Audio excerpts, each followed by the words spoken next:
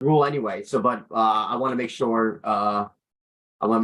Mike has enough time because his time is precious, like all of ours, most Of of course. ours, a lot of ours, and we are we are live.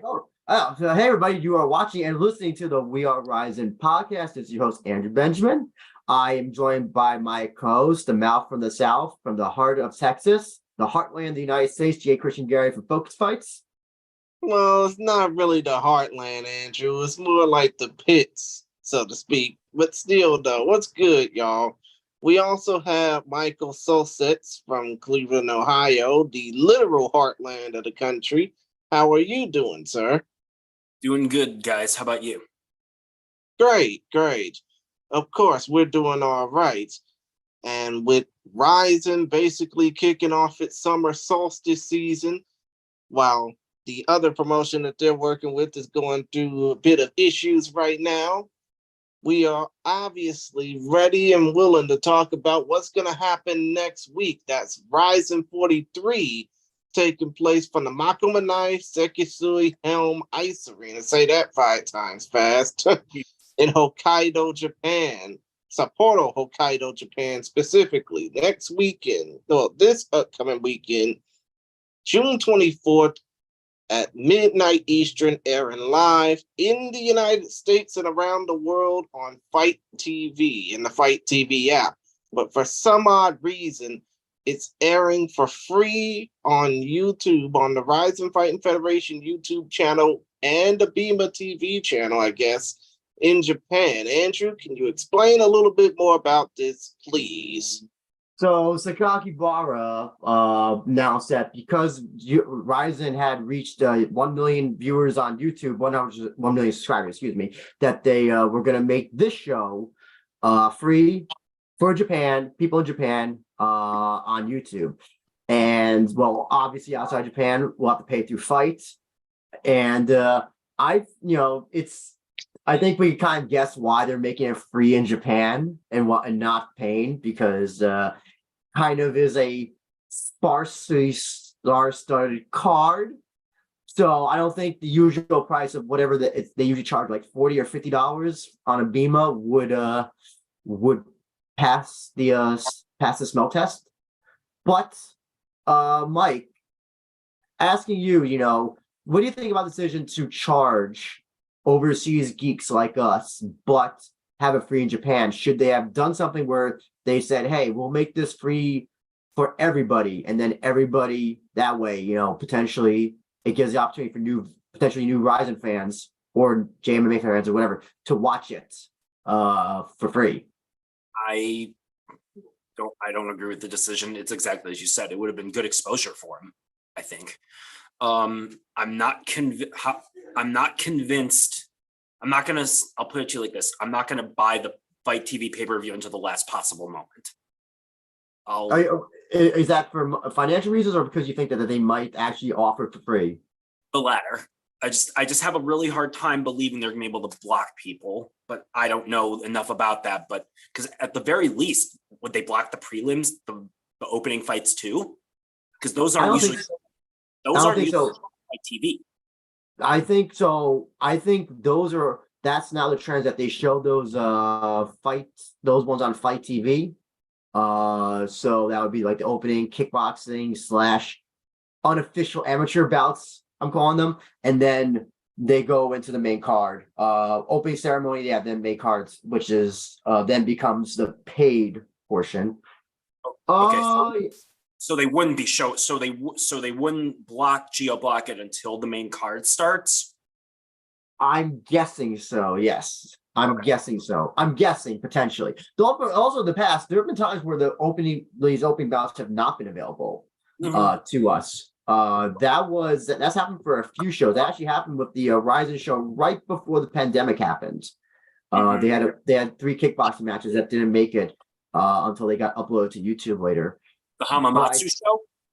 Yes, yeah. And then I think other shows had the issues as well, where it's like 1 or 2 fights. So I'm not so sure how it's gonna happen. We may even get those fights. Probably not, but we may not. Well, but we may. Who knows? I don't know, Chris. What do you think? Should they have offered this show for free for everybody worldwide? I don't know. Because then again, you have to realize when it comes down to them being on Fight TV, they are basically ran through the ringer by integrated sports. The basic, no, what I'm trying to say, the people behind the in-demand pay-per-view, the folks that put on a bunch of big-time fights and concerts and stuff like that. But the point of the matter is, over here in the US, they're basically ran through integrated sports. So I don't know if they'd be willing to do a pay-per-view. I mean, I don't know if they'd be willing to do a Rizin event for free on Fight, considering the fact that they tried doing this during the pandemic, as you may remember, Andrew, as do I, Rizin 23 and 24. They did free shows during the pandemic with no commentary, but it barely got as much of a buzz outside of us.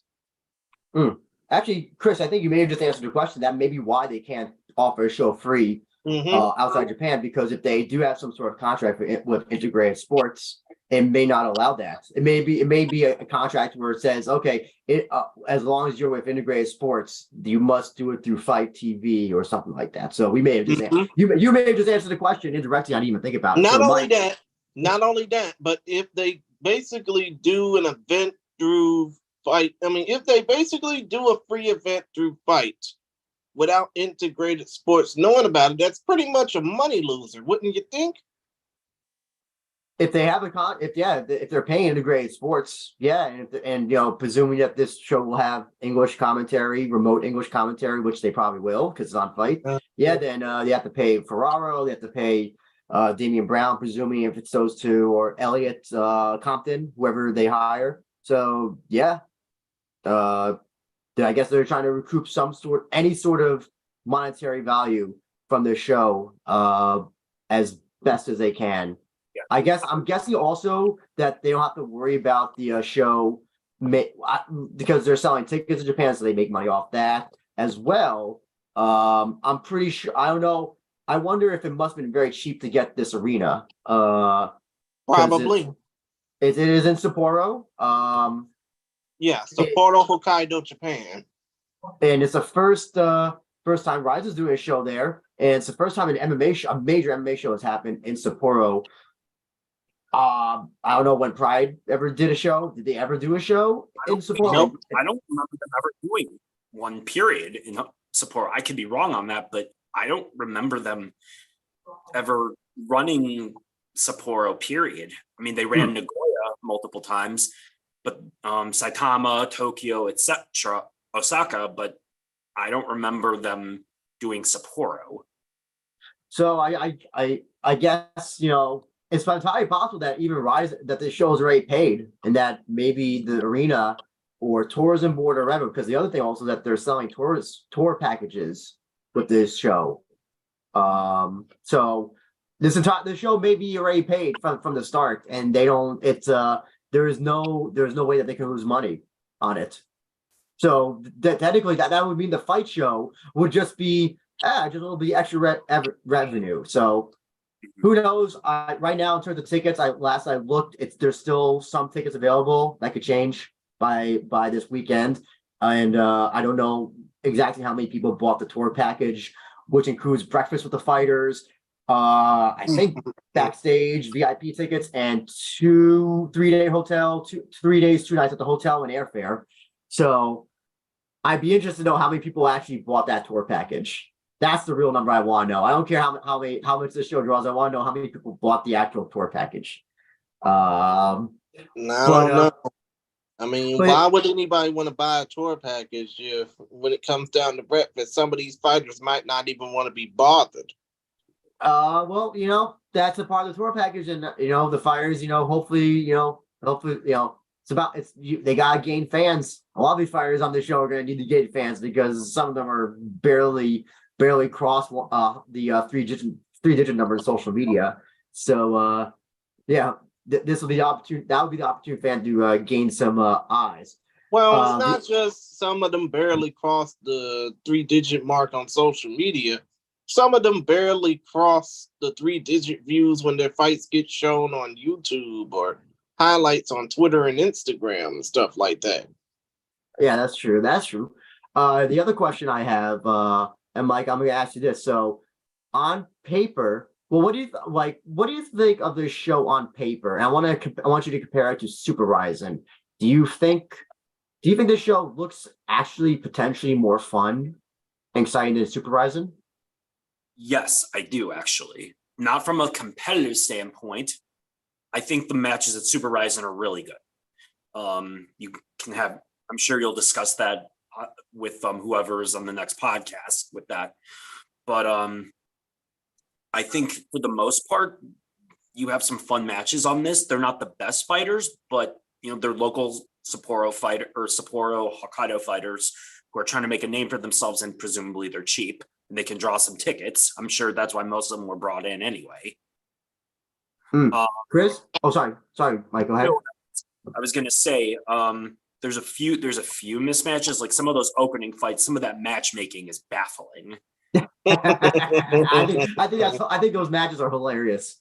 They are, and then you have a fight. You have one fighter between a great kickboxer and an MMA fighter. Miro versus Lokoku. We can talk about that a little bit, but aside from that, I love the main event. I love Trent Girdham, Joji Goto, amongst others.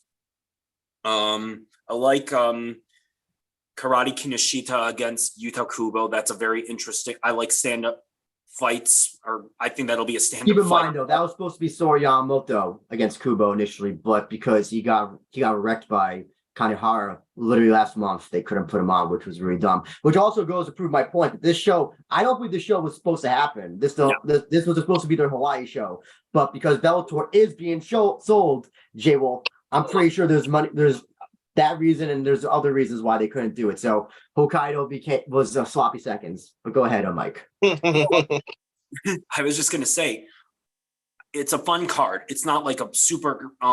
It's low on star power, as you said, but it's a chance to bring some exposure to these some local prospects and see who emerges. I love these types of shows because Rizin's got to build roster depth and find some new stars. This is how you do it, or at least jumpstart that process. Same question to you, JCG. How do you think this show looks on paper, and how would you compare it to Super Rising? Does it look better in terms of more exciting MMA, as Rising likes to call themselves? To be honest, I think this card is nothing more but filler compared to Super Rising, which is gonna be not only big enough to be.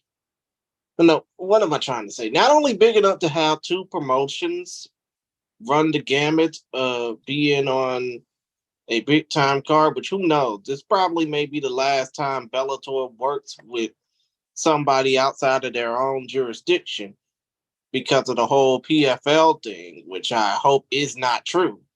But still, though, I think this card compared to, I think Rizin 43 compared to the Super Rizin Bellator versus Rizin 2 card, it's basically meaningless. I wouldn't say it's meaningless outright because of the main event between Kleber Koike and Chihiro Suzuki, which we will talk about in depth. But look at the card from top to bottom. Do you see? I mean, outside of maybe a few, and I would say Trent Girdham and Philip Minoru Kimura and Genju Umeno, aka Mr. Yabaidaro, are basically the few that could actually draw attention. And of course, you got Yachi and Hideki Shrek Sakine as well. And Tyson Nishikani because of breaking down. Oh, yeah, of course. But out of the few fighters on this fight card that could actually draw attention, how many of them do you think can be stars on the level of those that are going to be fighting on that Super Rising card? Just asking. Oh, yeah, I was waiting for you, Mike. Sorry, I don't know. That's why you give these guys an opportunity and see who clicks and who doesn't. That's why you book them. Not to mention they're cheap. So, and they'll draw, as I said, they'll draw some people. So why not? Yeah, but the point of the matter is, and I think we're past the 5-minute mark, so I can't curse. But still, though, I think the point of the matter is none of these fighters can draw flies to shit, so to speak. Right now, I'm gonna have to correct. You probably the biggest star on this show legitimately is Yusuke Yachi, and he's in the co-main event. I don't agree with that. You don't think? I mean, in terms of if you look at social media numbers and in terms of name value, I definitely think he is compared to everybody else on this card. I would argue it's Philip Kimura.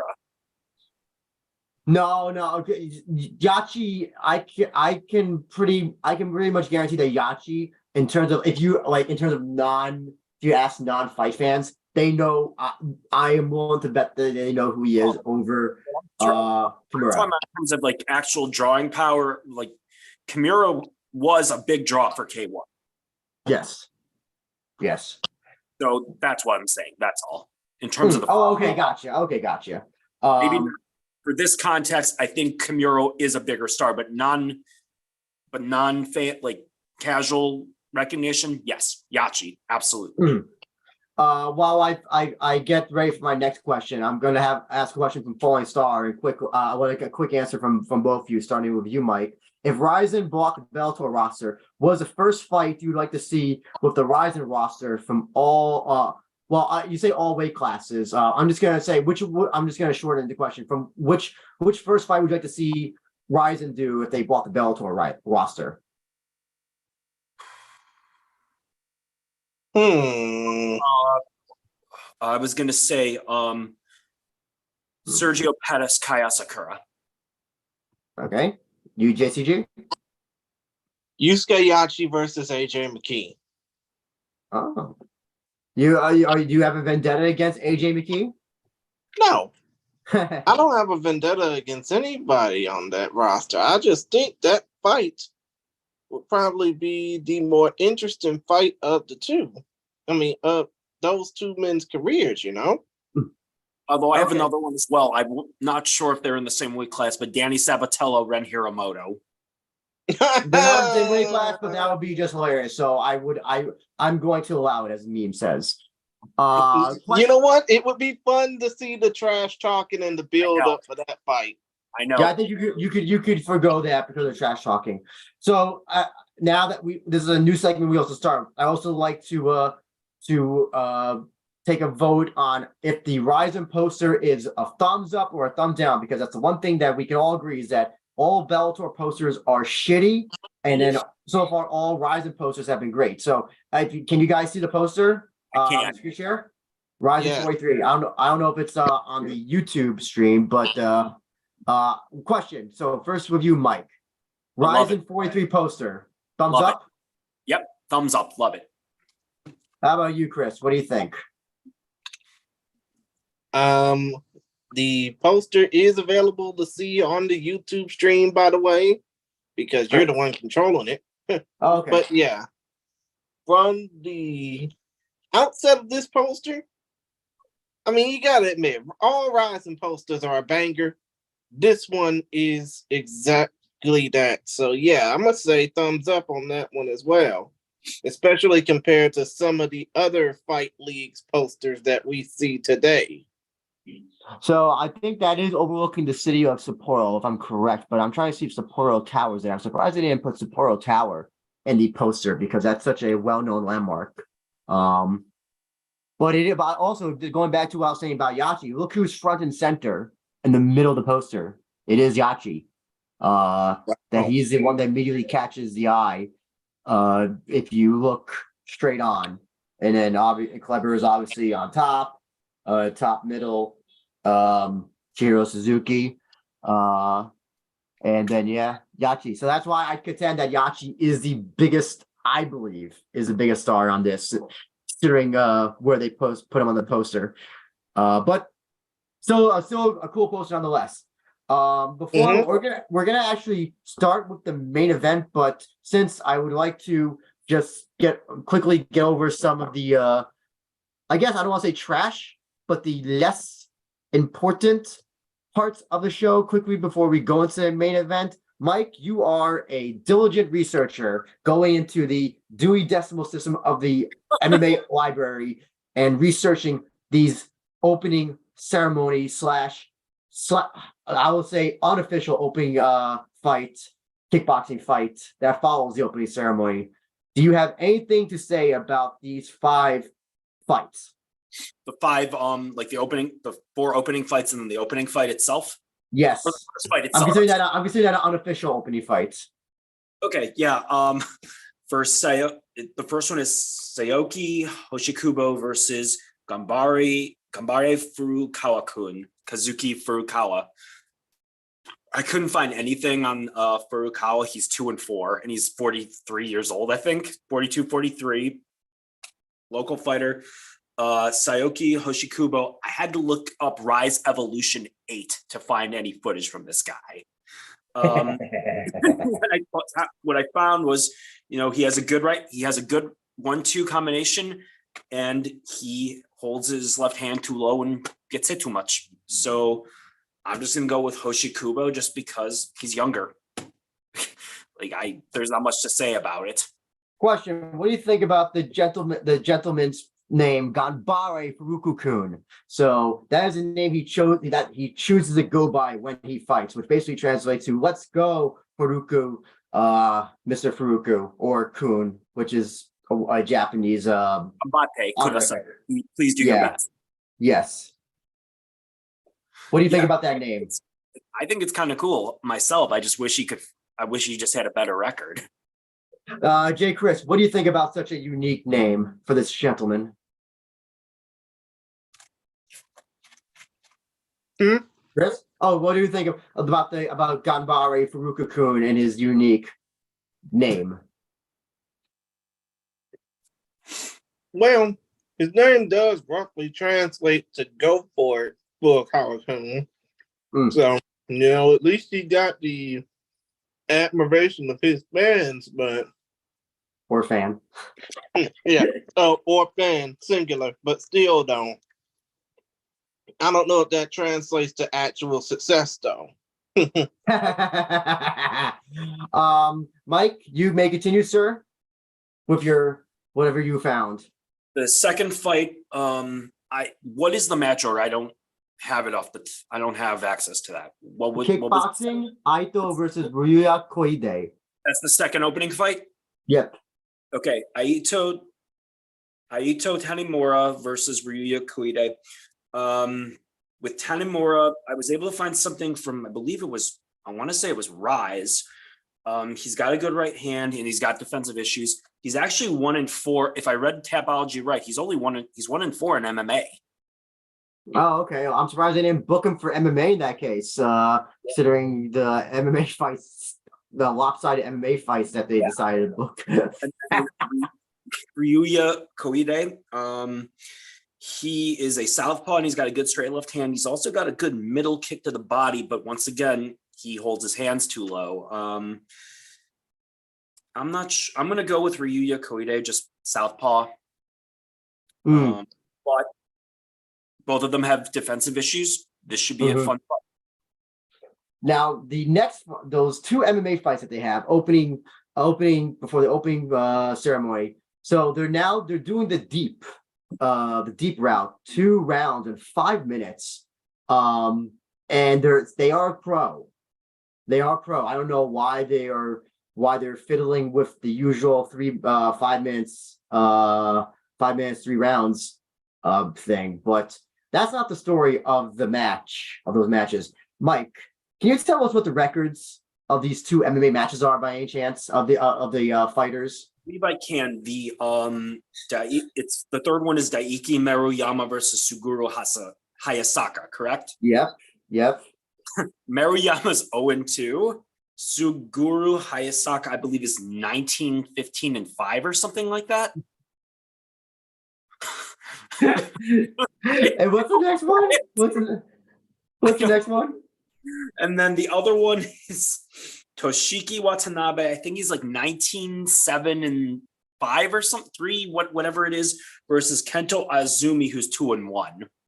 Okay. What do you think was going through their head when they are thinking that we need some opening matches that are MMA, Mike? What do you think was the thought process behind this? I'm thinking they just want to entertain the fans because I don't understand this at all. This is so ridiculous. This is like deep. This is deep. This is the worst of like Pride matchmaking. It's like putting the hell was it? Vanderlei Silva versus, even worse than putting Vanderlei Silva versus Kiyoshi Tamura, coming off 3 losses and giving him a middleweight title fight. Chris, what do you think about this? 0-2 versus 19-15 and whatever, and just what's going on here, Chris? Were they smoking the good stuff when they were booking some opening fights?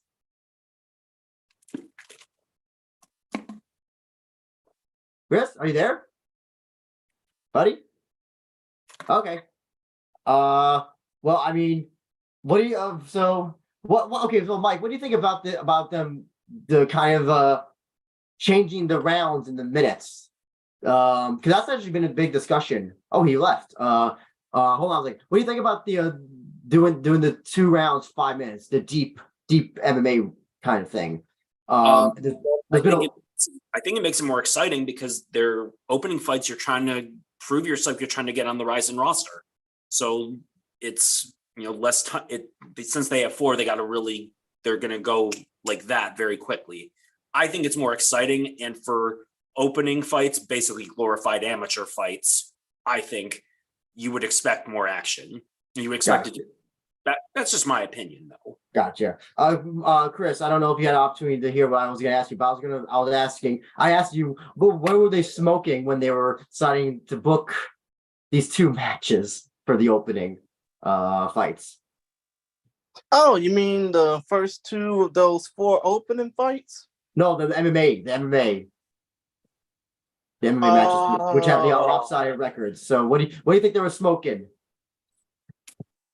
Let me go ahead and check. I'm sorry, I was busy dealing with, family issues, so to speak. Chris, because the 2 MMA matches have an 0-2 fighter take on a 19-15 fighter and a 9-7 fighter take on a 2-1 fighter. What do you think was the thought process behind? Oh my God, what were they smoking? To be honest, I mean, seriously, that is poor mismatch. That is poor matchmaking 101, dude. I mean, I would much rather have had. I mean, let me go ahead and put myself back on camera. I would much rather have the 9-7 guy face off against the very experienced 15-2 guy. And I mean, you're talking about the first 2 men's MMA fights, right? Trent Girdham versus Joji Goto. No. Wait, are you talking about putting them in that fight? Wait a minute. Are you talking about the first 2 men's MMA fights, or are you talking about the opening fights? Those 2 opening fights, 3 and 4. Oh, no, well, in that case, when it comes down to the Kumagai Kuriyama fight. No, Chris, the opening fights. Go back, look down. The Daiki Maruyama and Suguru Hayasaka, and then the hell is it? Toshiki Watanabe versus Kento. Also, make sure you got the poster, because if you're on Tapology, it's totally incorrect. I'm looking at the poster right now. I'm looking at those first 2 fights in MMA. The fact that they are 2 5-minute rounds proves that they are amateurs. But they're still listed as pro. That's the thing. That's the funny thing. They're still listed as pro. And the fighters are pro. They do have like actual fights on their records. That's the funny thing. So it is amateur. It is amateur rounds. It's amateur-ish. Yes. To be honest, those 2 fights deserve to be on a deep card, not a Rizin card. They're opening fights, and they're local guys, so I don't see it being an issue other than the bad match. the matchmaking, I would have put the 2-1 versus the 0-2 and then the two veterans together, but it is what it is. Yeah, but here's the hint though. The Maruyama Hayasaka fight is at 123 pounds, 55 kilos. And the Watanabe Azumi fight is at 157 pounds, 71 kilos. Well, is 71 kilos, 157 pounds? I forgot. Pox, yeah. That's basically yeah. But still though, therein lies the weight differences. I don't think that you would match those two fighters. I didn't realize two fighters. I didn't realize it was that big. Yeah, of course. 16 kilos or an equivalent of about 30 pounds. Well, an equivalent of about 34 pounds, but still, point of the matter is those two MMA fights deserve to be on a damn deep card at the very top of the card, so to speak. Andrew, I may as well just throw out what I could find. That I couldn't find any of the two fights with Maruyama. That site was taken down, it looked like. He's got a karate base and he's 0-2. Whereas Hayasaka fought in Grachon, he's aggressive with his submissions. So I would just go with Hayasaka by submission based off that. And then the final one would be Toshiki Watanabe versus who is pretty tall and he's a grappler and once again holds his hands low, but saw him get a knockout with his right hand. So decent striker. Kento Izumi has a judo base. I'll just go with the experience and go with Watanabe on that. Gotcha. And quickly, you have anything to say about Yamakawa versus Hirano, the official post-opening ceremony match, Mr. Mike? I do. They're Yamakawa. Is it Yamakawa or Yamasaka? Yamakawa. Yamakawa's a southpaw. Hirano's a right-hander. Both of them can counterpunch, and both of them, Yamakawa, from what I saw, he's got a really good right hook, but he's also vulnerable to the right hand from a conventional fighter. And Hirano has good right hands and can counter pretty well. So, but he's also vulnerable to left hands. So this is going to be an interesting fight. Whoever lands first. Well, Ryoga is actually legitimately like a good kickboxer. He's been featured on Rise a lot, so that should be actually somewhat interesting. Now we're gonna fast forward though, work our way back. That first fight, before we get on to talking about the main event first, but that first fight, I think Hirano is going to win, not because of the fact that he's more skilled, but mostly because of the fact that it's going to feel more like, okay, let's get him up and get him out of there type of fight. So let's talk about that main event. So it'll be the first time Kleber is defending his featherweight title since winning it. It felt like he won it 10 years ago, even though he won it recently. I don't know why, because he hasn't defended the title at all until this show. And Chihiro Suzuki, which Mike, I think also you, Jay Chris, also said that Chihiro was a rightful contender for Kleber. I know you definitely did, Mike. Chris, did you say the same thing? I think you did. I might have. I thought you might have. I thought you thought Karamov was the rightful number one contender at the time. Yes, Karamov was the rightful number one contender, but since it's hard to basically get him in on visas,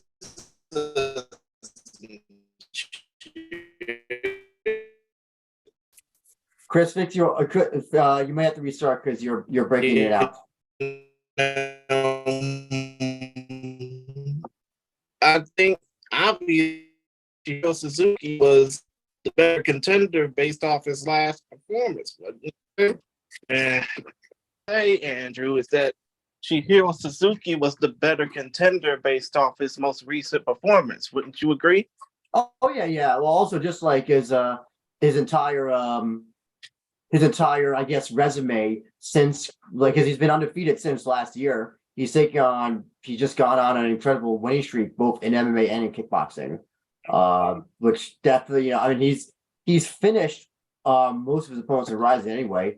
And also, in fairness, this is like an interesting styles clash, which I think makes it interesting. But Mike, I want to hear from you. What do you think about this fight?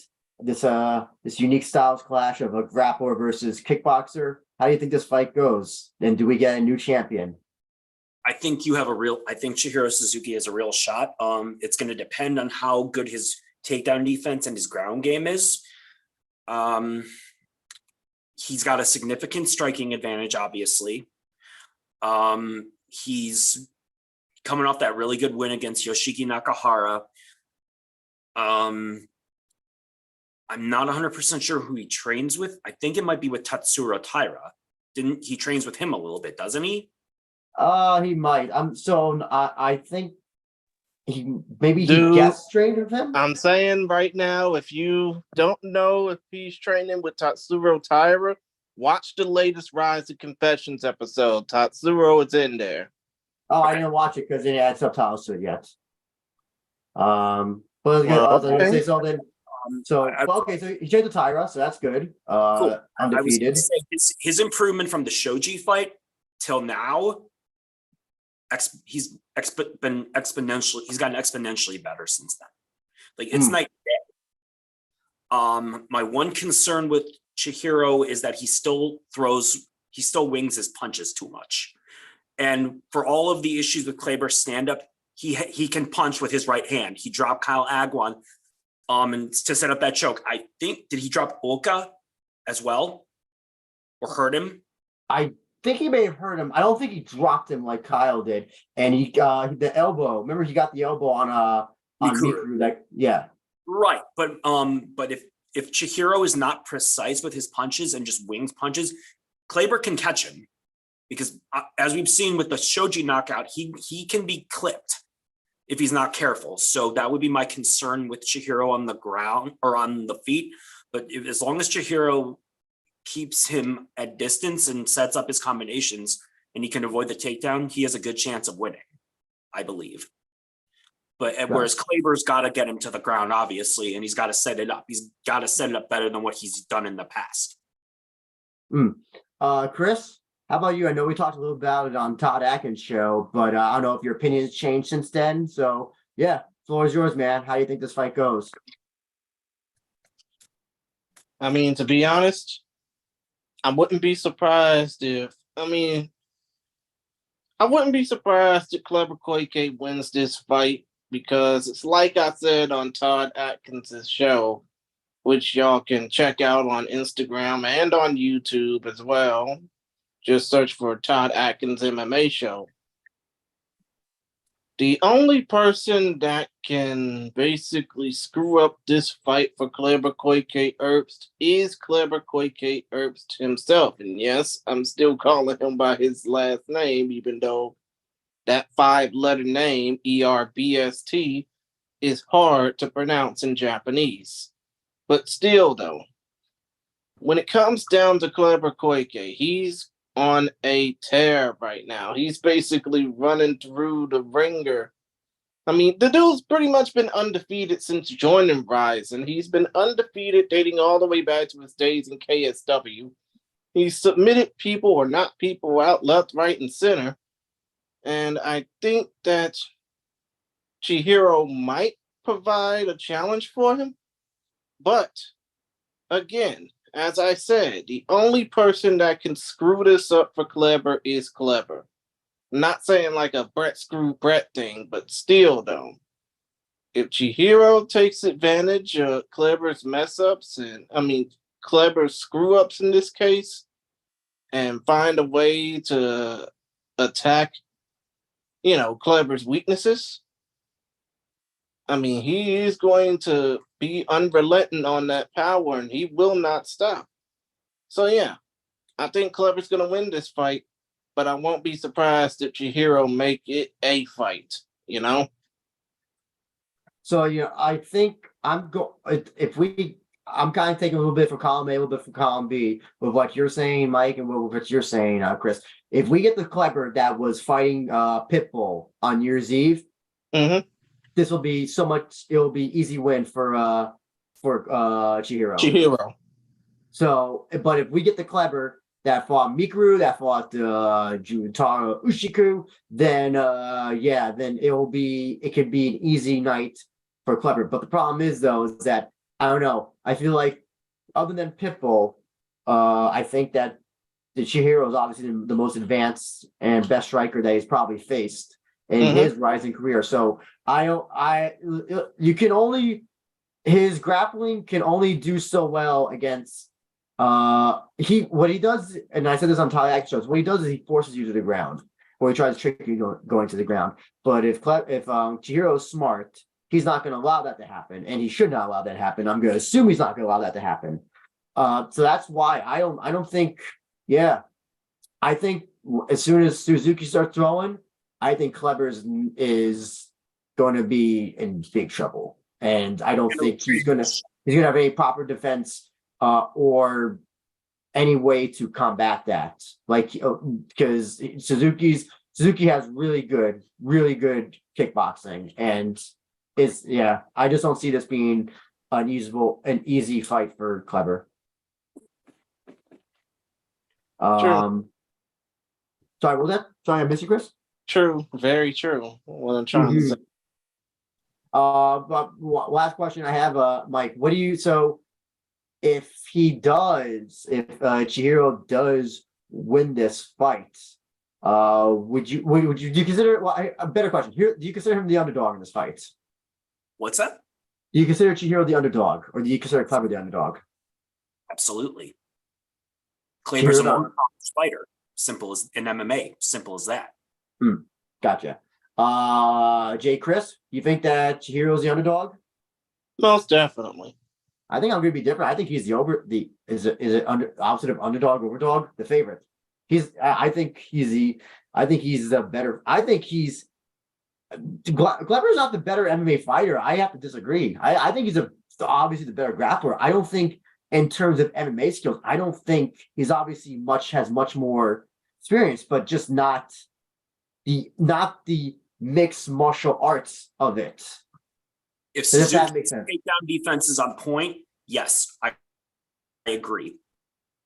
I think that's Suzuki. So I think Suzuki. Well, here's the thing I'm going to point to as well. It was funny that in the Ren Hiramoto fight Suzuki had, Hiramoto,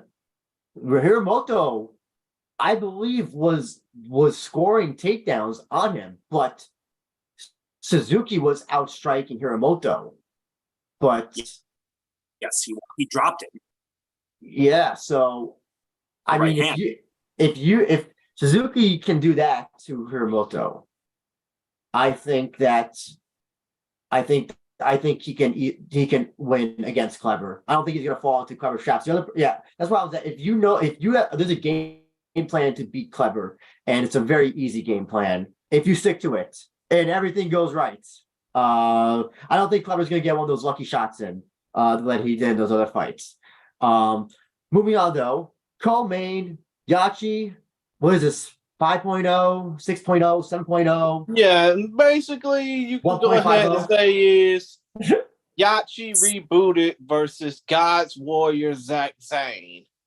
Yachi by anything he wants. I mean, so are we basically discounting? No, are we basically downplaying Zach Zane? Pretty much. Here's the thing, though. You can't deny, though, that Yachi does. Even though he's beaten, he's been on a winning streak. Well, minus the Ganryujima thing. He does have these ways of losing, kind of by his own hands. I don't know. How much would it be like, that meme with would it be like Pikachu shock face if Zach Zane beats Yachi? Yes. Oh God. It'd be inexplicable that you lose to an almost 500 fighter with 14 losses. I mean, without doubt, they want Yachi to get a win. It's quite clear as day. I mean, what do you think? Okay, better question, Mike. What do you think Zach Zane's chances are? What can he do, if anything? Try to just rush Yachi and hope Yachi's just shell shocked after a first shot and just plays defensive the whole time. Yachi at this point tends to go into his shell when he's pressured. I think. Yeah. Very cautious. But I don't think Zayn has the stand up to do that. Yeah. Chris, what is there to do that Mr. Zayn can do? Make that trip from Hawaii worth it and beat Yachi. Pray like a minister ready to give his last sermon and make sure that he doesn't mess up on this fight. I mean, but in all seriousness, though, when it comes down to this fight, I don't really think there's anything Zach Zane can do outside of the aforementioned praying hard. But still, though, when it comes down to this fight, we all know who the favorite is. We all know how many times and we already know how many times Yusuke Yachi been given the ball and he dropped it like he was on 4th and goal. But still, though, when it comes down to Yusuke Yachi, he has nothing. No, he has. I wouldn't say this is a nothing to lose, everything to gain situation. He just needs a damn win. He's coming off a win, though. And as for Zach Zane, well, you gotta ask: are there any other fighters from that Hawaiian tryout that need a better? No, are there any other fighters from that Hawaiian tryout that would do better than what he's done since joining Rizin, or better yet, have done better in their last few fights? Dustin Kimura. I mean, yeah, but we haven't seen him compete in about 3 years, dude. I don't know. Rizin's not. They're only hiring Zach Zane for whatever reason. I have no idea why. He's become their favorite jobber for some reason. But there's 9 other fighters that they've gotten from those Rizin tryouts, and we have not seen them yet. Yeah. Listen, I think Yachi's gonna win. I think this is the first time I ever picked him to win a fight. In I can't remember the last time that I've ever picked him to win a fight. It's been so long. It's been that long. If he loses this fight, though, man, it will be like, I don't know. Give Zach Zane the next title shot immediately, just for shits and giggles. If he beats Yachi. Nah, you basically calling for a recipe for disaster. You do know that, right? I mean, they gave Claire Lopez a title shot after one win over Reina. So yeah, but still, though, we knew what Claire Lopez was capable of as she snapped Reina Kubota's leg like a French baguette. I have a question for Falling Star before we move on to the next fight. He wants to know if you agree with this. Rizin needs to buy Bellator to have people like Ariel Helwani and Joe Rogan to talk about the show, their shows on their show. Do you agree with that, Mike? If they could afford it, I don't know. I don't know, honestly. How about you, J. Chris? I'll be right back. I mean, I think anybody talking about Rizin would probably do more harm for the promotion than good, because you do want the major talking heads talking about Rizin in a good way, but not all press in this case is good press, because you're gonna have people basically shitting on the promotion because, oh, it's Japan, oh, it's freak shows, it's this, that, and the third. It was the same thing when they were talking about Mayweather versus Nasukawa. It was the same thing when, I think, and if I remember correctly, the Gabby Garcia weight miss against Yumiko Hata. No, the Gabby Garcia weight miss against Shinobu Kondori was a not top 10 highlight when it happened on Sports Center. Still, though, I wouldn't want that. I mean, I wouldn't want that COVID denier Joe Rogan, that apologist Joe Rogan, nor would I want Ariel Helwani, who basically does nothing but take credit from other people. See Todd Atkins. I wouldn't want either one of them talking about Rising because basically they're just gonna put it on the back burner. You know what I mean? Yeah, I got you. Now that we got Mike, we're gonna go on to the next fight, which will be ultimately No. year. Let me go ahead and get this out the way. I wouldn't want Rising. Make it quick, Chris, because we gotta go. Okay, real quick. I wouldn't want Rising to be treated like something less than because when it comes down to it, Rising needs all the love and respect that it's currently getting from some of these diehards because some of us are what keeps the popularity of that promotion in this country, the United States of America, and around the world going. Otherwise, if it wasn't for us, you know, we would. I mean, if it wasn't for us, nobody would even give a shit about Rising. Let's be real. Well, again, that goes back to offering the show for free. Anyway, which of would course. help. Now let's move on. Try main event. This should be the main event, in my opinion. This fight: Shrek Sakine versus Mikio Ueda. Mike, tell me why this will be the fight of the year. Because Shrek is going to come back from the swamp. He's going to come out of the swamp and just suplex the shit out of Ueda. Boom! Exactly. J. Chris, 1-on-1 fighter taking on pro wrestling Noah veteran and All Japan and GLEAT veteran Shrek Sakine. Your thoughts, sir? Mikio Ueda beat Tsuyoshi TK Kosaka, right? No. He got knocked out in the first round. No. But remember, he was beating him and then left his chin open, and then Osaka in his retirement fights blocked him good.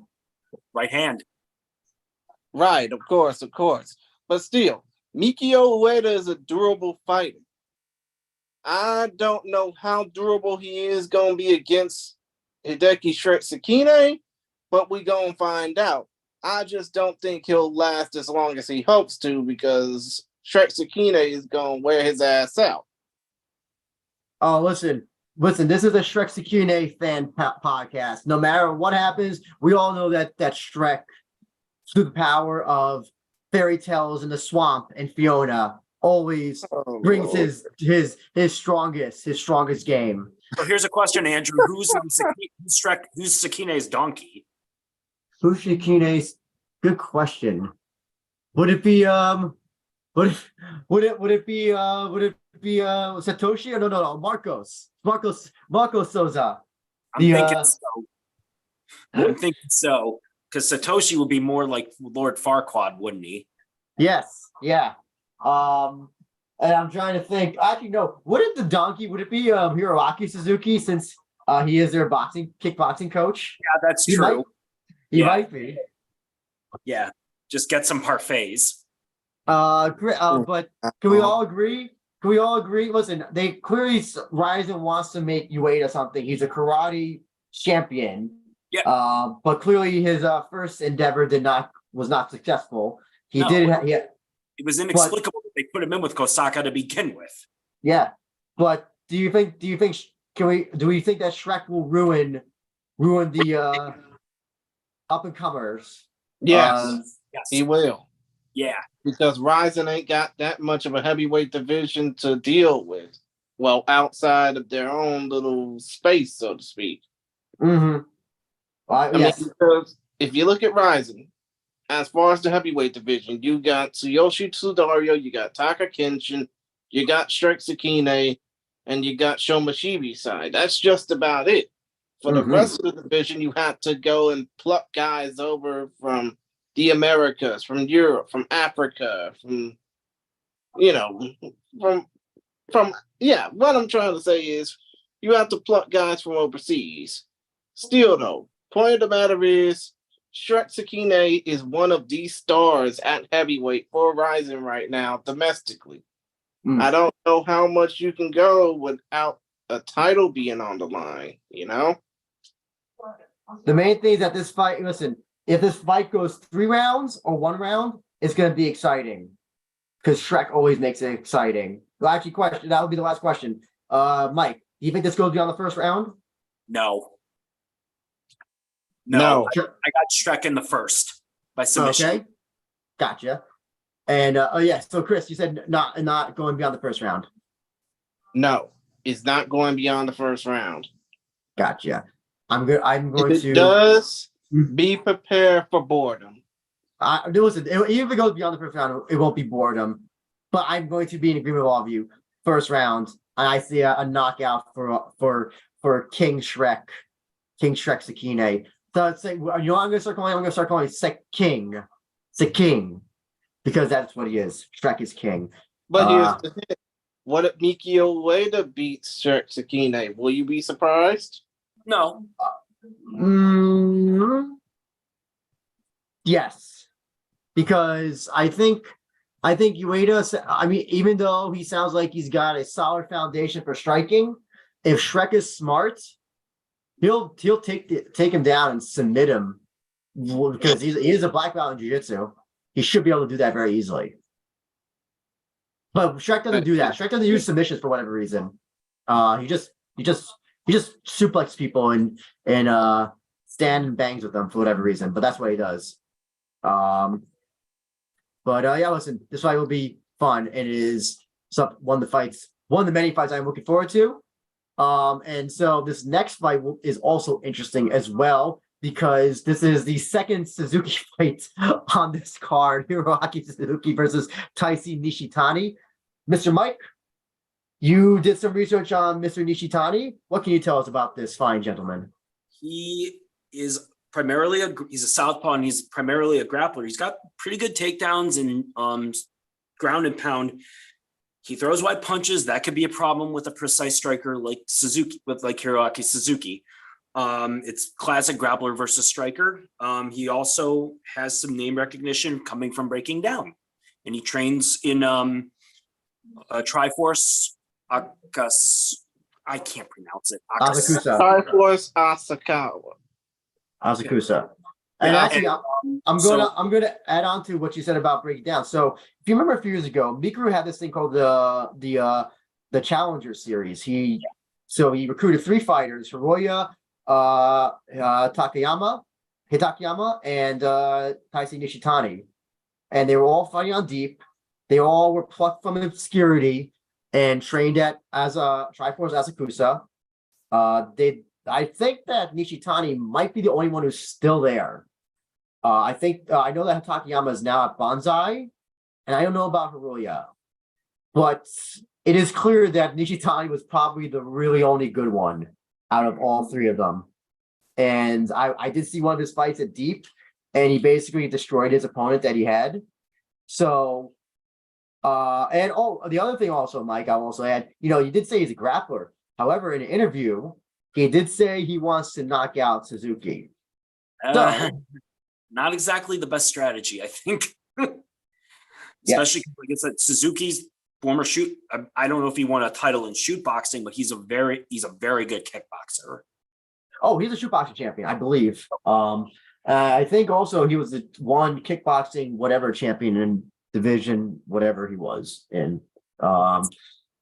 He's got a big striking advantage against Nishitani. Nishitani would be wise to go to the ground. Yes. JCG, any thoughts on this? We've seen Suzuki. He's had some good times and bad times in Rizin. Will this be a good time for him, or will this young upstart from Mikuru's clan upset him? I would say that Hiroaki Suzuki he's going to be. What am I trying to say? I would say that Hiroaki's going to have a good time against him because, we just heard all of those statistics about Nishitani, but we really don't know much about him. Yeah, that is interesting. I mean, even though he's only fought in Deep, he's only had about 11 fights. Despite the fact that Suzuki is not well versed in MMA, he has tons of kickboxing and shootboxing fights, and he already has fights in Rizin, and if you watch those fights, you can see how he loses and what he's strong in. I mean, what do you think about that, Mike? That's almost the MMA the youngness of Nishitani in his MMA career, and maybe the lack of or more lack of footage in terms of MMA could be an advantage for him. Could be, but also this is his first time in a major show, so how is he going to react? That's always a factor. Oh, that's true. That's true. And it's like I said, I think that if he gets this fight to the ground, even though Suzuki trains with Kleber, with Marcos, with Hoshi, Takumi Suzuki, I think he trains at Banzai. Yes. I still think that Nishitani will be able to take him down. His takedown defense was, from what I recall last time, I think his last fight was with Ren, was it? Yes. It was okay, from what I remember. So I'm thinking Nishitani can get him down handily. It's just a matter of how if Suzuki can get up, or if his defensive grappling has gotten good enough to where he can negate the ground and pound, maybe force a stand up and then try to knock out Nishitani like over those wide punches. Yeah, he's only lost to people who've out grappled him basically. Right. Right. And I'm saying that Nishitani would be wise to do that, to duplicate that. I admit I'm kind of like an unironic fan of Suzuki. He's also a little bit crazy. If you ever watch his interview, he's clearly has some screws up here, which is entertaining. No, I think while Nishitani may be the best fighter out of those three Challenger Series guys, I still don't think that they're exceptional fighters. And I think that as a Triforce Asakusa, other than the Mikuru brothers, hasn't really produced anybody that's like good. That's a world beater. So no, I think Suzuki wins this. Dark Shirakawa. I wouldn't call him like top tier fighter at all. No, I mean, but he's solid. I think he's solid. I guess he's better than some, but he's certainly not. Will never be main event in a Rizin show. No, or even main card even. I think he could probably be main card when he gets back from injury. Yeah, it seems like he's been on injury for 10 years. Yeah. So let me just get it down for you, Mike. You said you're picking Nishitani. I'm going Nishitani by decision. Mr. J. Chris, you sir, if you have a pick. Suzuki via finish, second round. Yeah, I'm with Chris on this. Following start of the question. I'll start with you, Mike, and then go to you, Chris. What is the martial art you feel Japanese fighters are the most weakest at? Wrestling. What type of wrestling? Greco, freestyle, just wrestling in general? Just wrestling in general. I feel like they get overpowered and they can't adapt to the cage. So they definitely, I don't know if they've mastered the technique of drying themselves out and then going what is the word I'm looking for? Like beefing themselves back up after the weigh-ins. Oh, you mean rehydrating? Yeah. Okay. Chris, what do you think is the martial arts that you feel Japanese fighters are the most weakest at? Grappling, submission grappling, jiu-jitsu. Yeah, I agree with him. And I'm gonna tell you why. There has never been a Japanese fighter who, in this modern age, I'm not counting, past ADCC, that has dominated ADCC trials or the ADCC proper. Closest one who's come so far this time was Kenta Iwamoto, but he got eliminated by JT Torres. And so, yeah. What about Shrek Suzuki? What about Shrek Sakine? Yeah, did he make it? I don't think he made it to ADCC. I know he's won IBJJF Opens at heavyweight.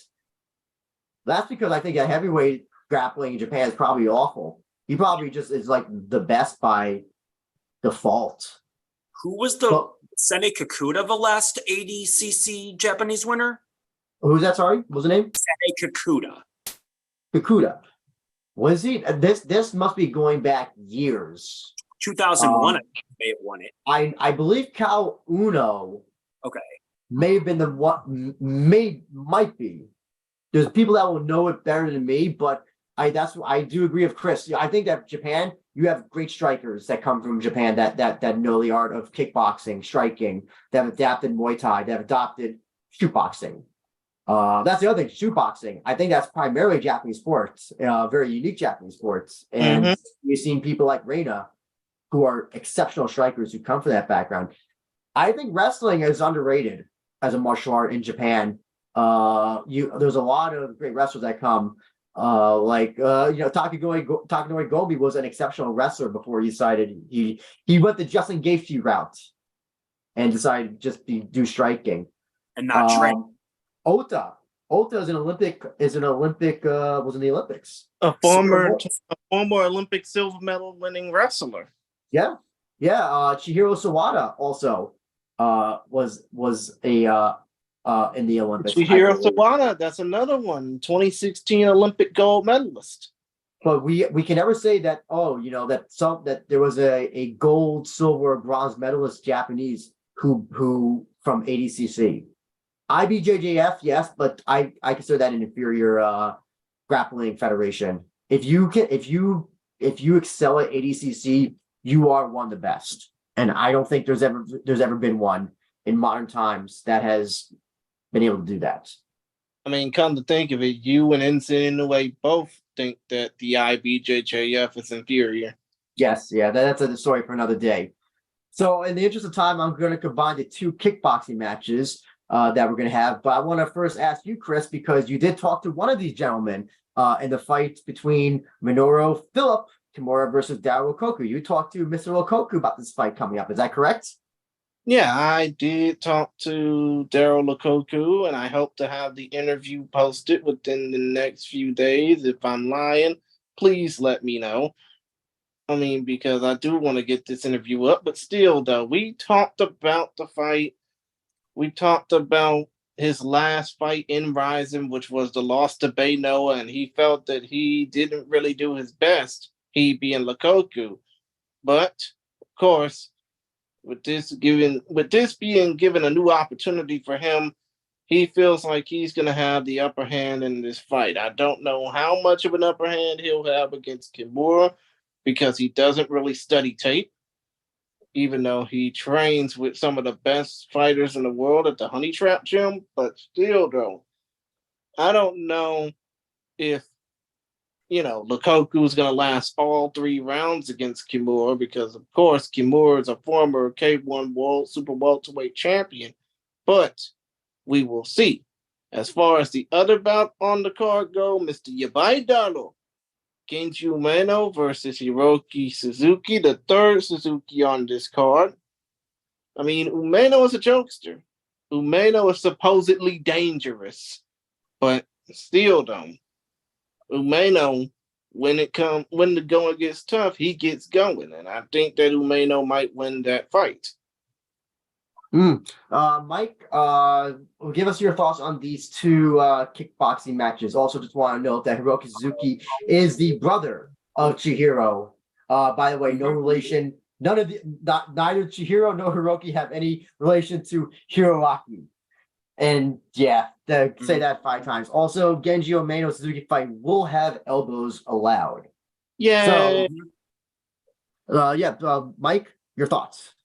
I was going to say, I'll do Umeno versus Suzuki first. First off, with Genji Umeno, he's been around a long time, really experienced, good fighter, has very good elbows as well. And since this is that rule set, I'd give him the advantage here. Hiroki Suzuki, he's got solid technique, good combos, nothing exceptional. I believe I'm not sure if he was a champion in the knockout promotion, but he was unbeaten until recently. He lost to Renta Nishioka, and then he lost a split decision to some guy at one of those Thailand shows. And then I think he just came off a win. It's a very good fight. It's a very competitive fight. I'm just going to go with Umeno on that one because of the elbows. I think the experience with that will be the difference there. Now, as far as Minoru Kimura against Daryl Okoku, I'm a huge fan of Kimura. Been following him since January of 2015. His first fight with KF Fairtex, actually. Wow. Yeah. Love Kimura. Out of all of the kickboxers I've seen, he's probably got some of the best hands I've ever seen. His boxing technique is beautiful to watch. He's got excellent hand speed. His punches are short and crisp. His combinations are excellent too. That right hand that he knocked, there was a right hand he knocked out someone on, like, it was literally like knocked unconscious, standing up in one of the K1 fights. I can't remember who it was, but and his hand speed is exceptional. The left hook he knocked out Yusuke Yachi with, short, perfect, and to the point. And I believe his last loss was to Hiromi Wajima off of leg kicks in his last K1 fight when he lost the super welterweight title. He's got a lot more experience than Lukaku, better athlete. He should be able to wipe the floor with Lukaku. The one problem with Kimura is that he has a weak chin, like most punchers do. So if he gets sloppy, Lukaku can catch him, but I would expect Kimura to win this in the first round. Well, here's the thing, Michael. Lukaku is also a well-balanced competitor who also not only fights in kickboxing, but in MMA, in leftweight. I mean, shit. He could even want to fight in bare-knuckle boxing if he wanted to.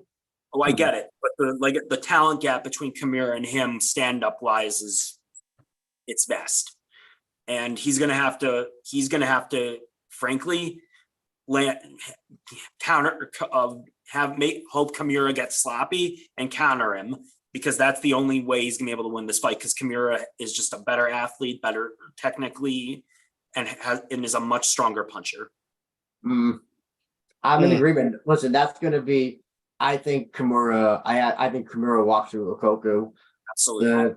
Yeah, and I does Lukaku have a puncher's chance? Yes, but yes. If you're going by the same logic, Kimura's punches are 10 times, 100 more times devastating than Lukaku's will be in kickboxing rules.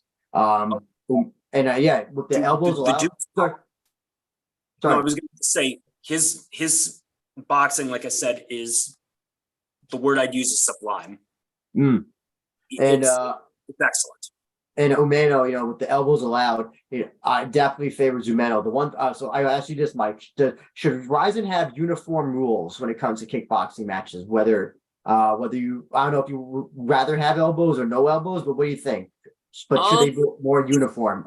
Fighters, I mean, if you're going to do what Knockout does with Knockout Red, Knockout Black, where red is Muay Thai and black is regular kickboxing. Yeah, I think it depends on the fighters. I don't think it's a big deal. That's just me, though. What do you think, Chris? Do you think that Rizin should just have more uniform rules when it comes to kickboxing? If both fighters agree to elbows, well, actually, no. I think all Rizin's fights should be elbows allowed, even though that wouldn't make it kickboxing. That would make it Muay Thai. But still, though, I think that if Rizin were to have more clear understanding of the rules when it comes down to kickboxing fights, then that would make a lot of people understand their kickboxing bouts more, rather than just saying, "Oh, is this Muay Thai or is this kickboxing?" You wouldn't know it's Muay Thai until somebody actually gives an elbow, and which most kickboxers wouldn't, because they're not trained to give elbows unless they're trained in Muay Thai, which I'm guessing most of the people in Japan are not taught elbows. I mean, think about it. It's why you don't see elbows in Glory. It's why you don't see elbows in K1, huh? Yeah. It's also, the other reason is because elbows easily open up cuts and can stop a fight. Yeah. Very easily. Yeah. Moving on to the next fight. The very unique, also his wife's unique, Sarah Yuto Kubo take on Karate Kinoshita. So, but obviously the big question of this fight is not who wins, but do we get a Sarah Kubo concert, Mike? Dude, that's all you give a damn about. And I hope she dresses up as Ursula. Serious. What do you think, Mike? Kubo, former K1, a lot of K1, former K1 fighters. He On was a this show. champion. He was a champion. Yeah. Actually, he Lightweight. fought Kimura, beat Kimura as What's well that? in kickboxing. He beat Kimura in kickboxing. Yes, he did. He's an exceptional technical kickboxer, that's for sure. Fighting karate Kinoshita, I'm not 100% sure like what Kinoshita's credentials are as far as Well, clearly karate, if he's going by karate as Kinoshita. far as what the extent of his karate career was. I got you. But I was gonna say they're both southpaws. That could be good or bad. Yeah. That could be good or bad. Kinoshita is 6'6" he's got really good power. I saw him with a knockout with I believe it was a right hook, so he can punch. I would think that Kubo's the better stand-up guy, so I'm wondering if Kinoshita, with his experience, might try to grapple. You brought up a good point there, Mike. Chris, we got Kubo, who's 1-1, Kinoshita, who's 6-6. I thought he was 2-1, or was he 1-1? I think he's 1-1. Never mind then. Double check on that though. I'm gonna double check. Do we even count that Shibatar fight? No. Do we even count that Shibatar fight? I wasn't counting that. I was just counting the fight with Ota and Okuda. I guess he was 1-1. I thought he had, for some reason, he was 2-1. Never mind. If you count, he even went, he'd be 1-2 anyway if you count the Shibatar fight. But so, Chris, what do you think about these two fighters? Clearly, much more experienced than some of the other fighters, but their records are both even. Who will get the under 500, and who will become an over 500 fighter? Dude, all you care about is Yuta Kubo's entrance. Let's be real. Yeah. Because you want to see Sarah Kubo sing one more time. Yeah. But Sorry, go ahead. But still, though, as far as karate, as far as Takeake, T-A-A, as far as Takeake, T-A-K-E-A-K-I, Kinoshita, who is not related to UFC veteran and former Rizin star Yusaku Kinoshita. Wow, they're just giving me the floor here. But still, though, as far as Karate Kinoshita, who's not related to Yusaku Kinoshita goes, again, this is a story of we don't know who the hell this guy is. Like, we do not know much about Karate Kinoshita other than the fact that he's 6'6" As far as Yuta Kubo is concerned, all three of his fights have been in the Rizin ring or cage, so to speak, as far as what he's been doing post kickboxing. So I don't know. I think this fight just might be one weird toss-up. Wouldn't you agree, Andrew? Well, yeah. Well, I did get to see karate fight at a deep show. And actually, funny enough, he got the only finish on that show that I saw, and he knocked out Hatakeyama, one of the other Mikuru challenger guys. And I mean knocked out, not TKO, cold. And he's a guy that definitely, for better for worse, throws caution to the winds. So whether you do that against Kubo, who's a K1 striker, I don't know. I don't think Kinoshita has any indication that he's going to probably grapple this fight. He should, but I don't think he's going to.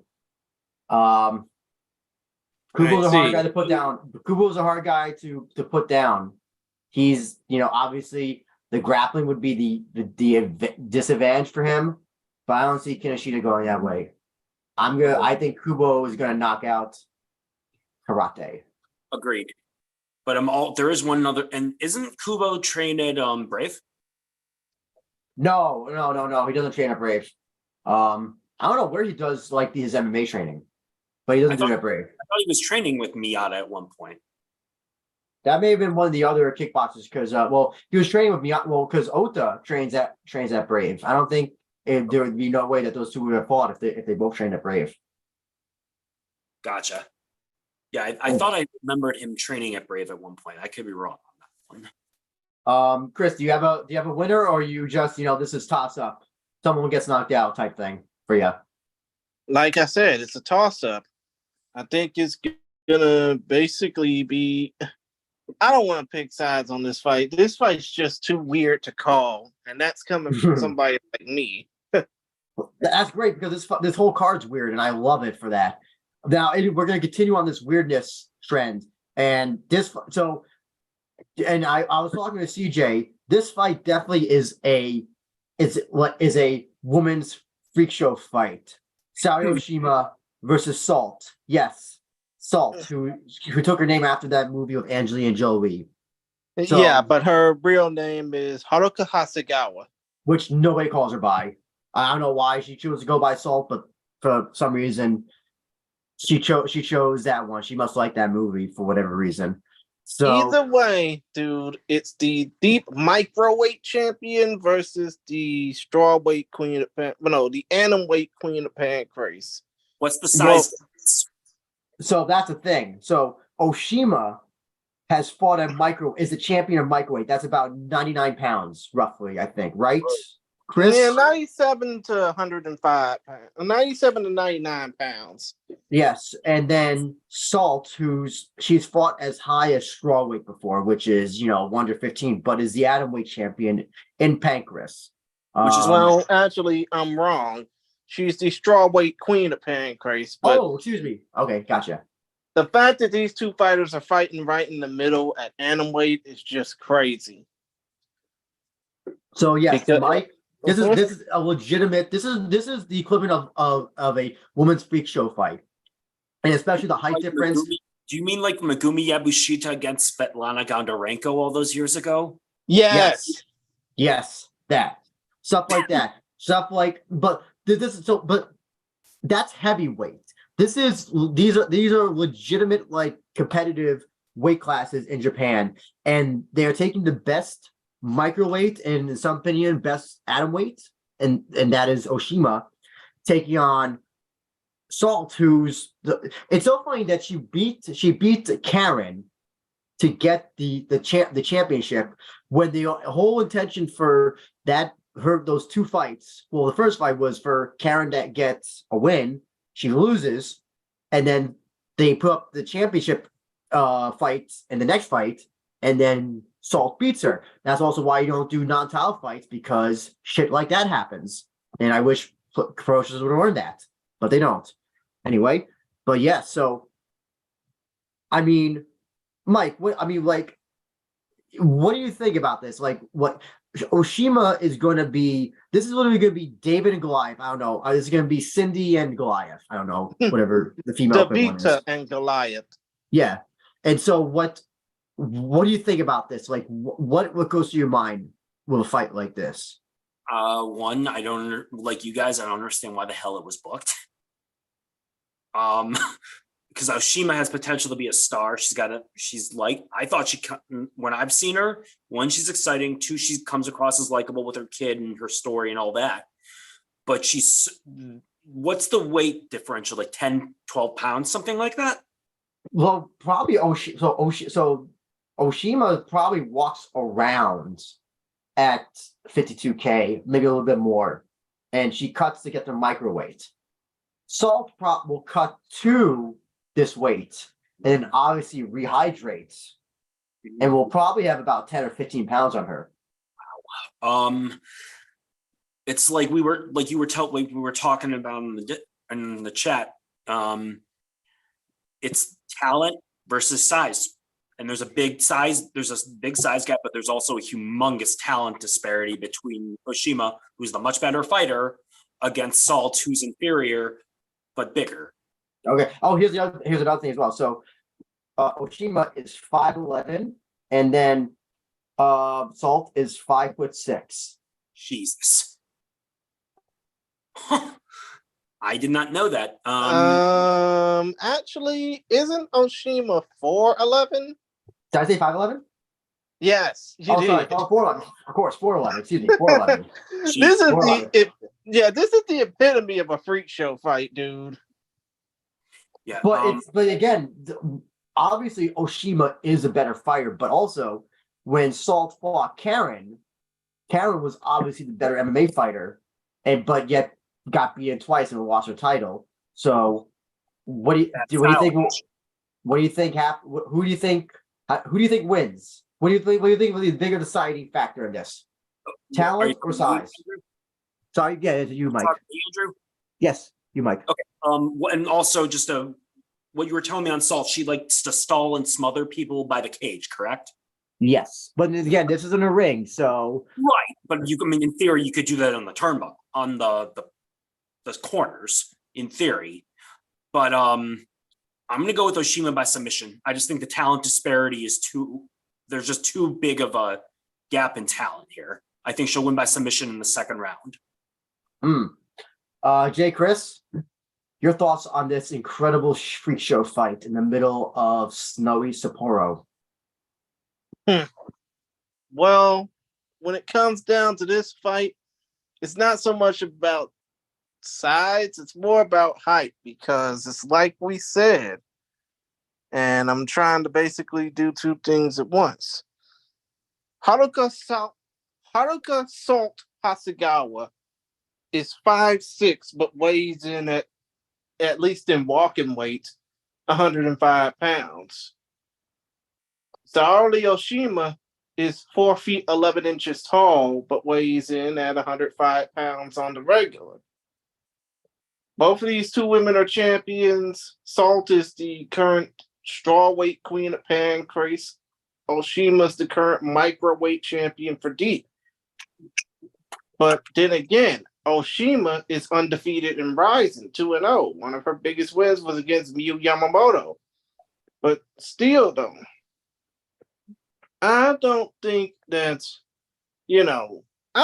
this fight is going to be, what am I trying to say? This fight may be interesting to watch, but I'm kind of right down the middle on this as well, because we just won't know what to expect out of these two women, especially considering the fact that, yeah, Oshima's undefeated in Rizin, but she hasn't really reached her full potential as a competitor, even though she fights at the smallest fucking weight class there is for a professional mixed martial artist. And Salt Hasegawa, on the other hand, I mean, yeah, we've seen her become the strawweight queen of Pancrase champion, but unfortunately, we haven't really seen her compete against top level competition now, have we? No, not at all, man. Not at all. I'm gonna have to go with you, Mike. I think Oshima's gonna win this. I think her talent will far exceed any sort of power size advantage that I think Salt will have. Now, agreed. I think if Salt does beat her, it'd be funny if Salt has this thing where she beats high level fighters, but then low level fighters beat her for whatever reason. Some fighters have that luck or styles make fights. Yeah. I'll also say I think Oshima's a much better fighter than Karen anyway. I think Karen, the people from the Pravjara, whatever gym, are not really that good. I think Oshima, though, training out in AECC, and also she's made a career out of being a small person anyway. It's not like, this might be the biggest person she's fought so far, but I think she's going to come well prepared for this fight. I think we're going to see her still utilize all those judo trips that she loves. I think she will submit Salt. I really do believe that. And then we eventually, hopefully, after Claire Lopez and Seiki Izawa, presuming Seiki Izawa wins, we finally get this fucking Oshima Izawa fight that needs to happen before any other atom weight fights happen. But political reasons. But then again, what if Claire Lopez beats Seiki Izawa? Oh well, then we're throw it all in the end. But I don't know. But I think it's more interesting to have that Izawa Oshima fight in a million years than a Lopez Oshima fight. But there's reasons why that Oshima Izawa fight's not happening. I've been hearing. But anyway, we're gonna move on to the next fight, and we have an interesting fighter return, who we thought would never return. you like Suguru Ni because you have love for the bouncers, don't you? Yeah, and it's funny that when we talked about him in his last fight, we all voted that he does not come back to Rizin, that he was not Rizin worthy because he lost back-to-back times by being finished. Yeah. And so, but then he gets 2 wins in Pancrase, finishes both guys. Now he's back. I got no problem with that. Taking on Tateo Iida. So, and if you look at the graphic for his fighter from Fire Pick, it is very, very scary. I'll just say that. Mike, your thoughts on this fight? Is Ni on going to continue on his win streak, or is Iida going to be spoiler to going to make him 0-3 in Rizin? Well, I'm not 100% sure on this. I did some digging on Tateo Iida. Is that how it's pronounced? Tateo. Yeah. Tateo. Okay. From what I saw in Shudo, he's pretty well rounded. Decent striker, decent grappler, holds his hands low and tends to throw wide punches. But he has a good record. I think it's 12-6-2 or something like that compared to Ni's 14-12. Ni, I think, is pretty well rounded himself. So I'll just go with the better record. I'm gonna go with Iida on this one by submission. Your thoughts, Mr. J. Chris?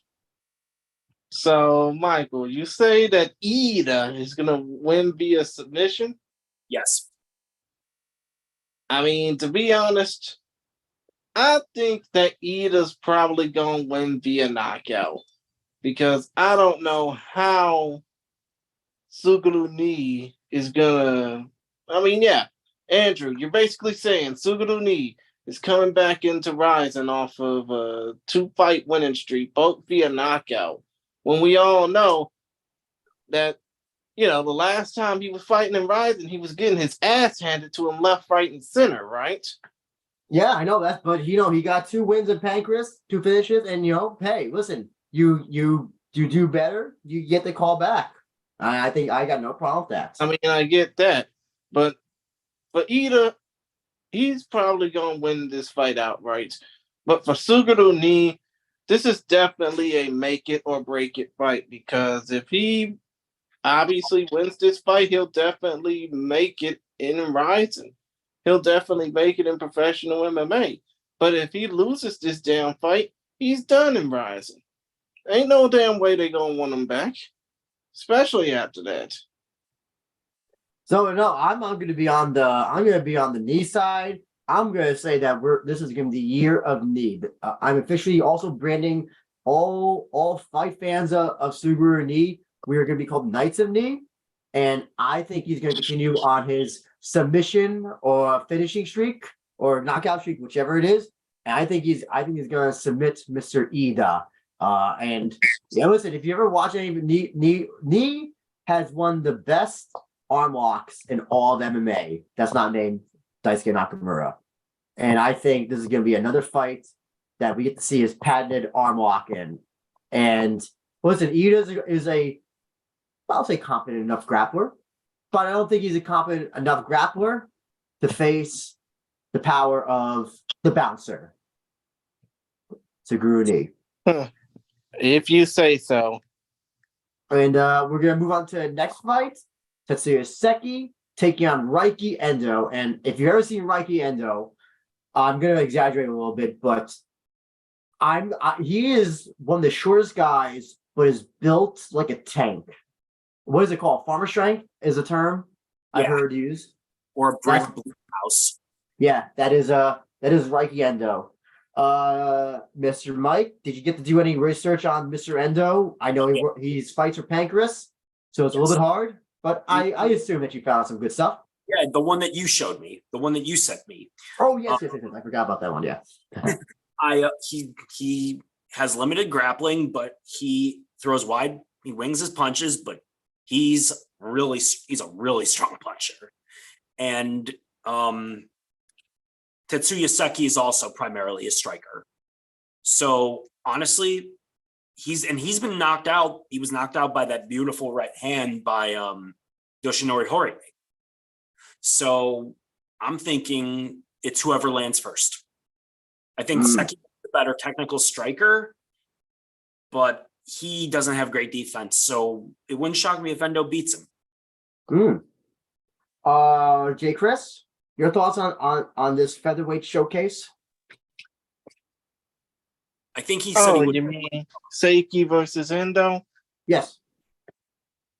I would say I have no comment, but then again, I think this fight's just going to be explosive from start to finish. Yep. Here's the thing, despite the fact that Endo looks very muscly and muscular, he's not a strong striker. From the fights I've watched in Pancras, just because you're big and strong doesn't mean you know how to knock somebody out. And I think Endo has that issue. Technique wise? Yeah, technique wise, he's definitely not. I think Seki is a much better striker and much better fighter overall. I think this is an easy win for Seki, I believe. And in fact, actually, the last fight that Endo had was against I almost said Shingo Takagi, obviously not Shingo Takagi, but Takagi and Pancras. Ryo Takagi? Yes, thank you. I was trying to remember his name, Ryo Takagi, and he got knocked out pretty easily by Takagi. So yeah, I mean, listen, I would have been more interesting. I think this is another one of those things where they should have switched the fights. Maybe Endo versus Ida, and then Nii versus Seki, because given that Nii is a grappler, Seki is a striker, and Ida is a striker, and Endo is kind of, I don't know, all-rounder. I think that could have been much more, potentially much more interesting types of fights. Now, actually, speaking of switching fights, speaking of Trent Girdham, who's the next fight, do you think Mike, do you think they should have ran back Genji Umeno and Girdham based on the fact that the first fights just ended on an injury within less than 30 seconds? If it was kickboxing, maybe, but MMA, there would have been no way that Umeno would have agreed. Oh, no, I meant by man kickboxing. I'm like, instead of Hiroki Suzuki, they put Umeno against Girdham. Yeah, I think that would have been, and then put Suzuki in with someone else for kickboxing. I think that would have been fine. Yeah. But I mean, with Trent Girdham, I'm just happy he's back, considering how bad that injury was. Yeah. No, we're all happy he's back. And he did have one fight a few months after his injury, so clearly I won't say it wasn't a serious injury, but could have been worse. Right. A year layoff. I do hope that they do run back that Genji Umeno Girdham fight at kickboxing. I think there was one other thing I wanted to mention about Tetsuya Seki and sorry, go ahead. He hasn't fought since what was it, Rizin 37 last July. So the layoff might affect him. It's weird how layoffs affect some people and then other people they just don't. Right. It's just something I thought of and I figured I'd bring it up. No, that's a good point. But this fight, Mike, Girdham and Joji Goto, not Hiroki Goto no relation to Hiroki Goto for New Japan fans. What do you think? So obviously Girdham, he's always switching between boxing, kickboxing, MMA. He's always so many disciplines that he's fighting in. From what you're able to discern from Joji Goto, how do you think this fight will go?